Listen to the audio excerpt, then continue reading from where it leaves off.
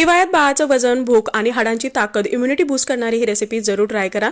इथे जे फुटाणे असतात तर त्याचं मी पीठ करून घेतलेलं आहे। त्यानंतर इथे कढईमध्ये काही ड्रायफ्रुट्स जसं की काजू, बदाम, पिस्ता, अक्रोड घालून छान असं मीडियम फ्लेमवरती आपल्याला भाजून घ्यायचे आहेत।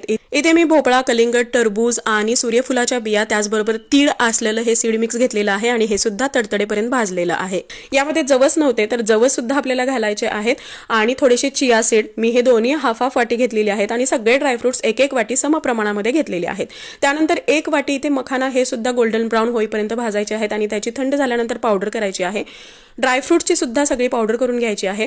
इकडे मी थोडंसं जास्त तूप वापरलेलं आहे आणि त्यामध्ये आपण जे फुटाणे बारीक करून त्याची पावडर बनवलेली होती तर ती घालायची आहे आणि बेसनचे लाडू भाजताना पीठ भाजताना जसं आपण अगदी तूप सुटेपर्यंत भाजतो तर त्या पद्धतीने भाजायचं आहे।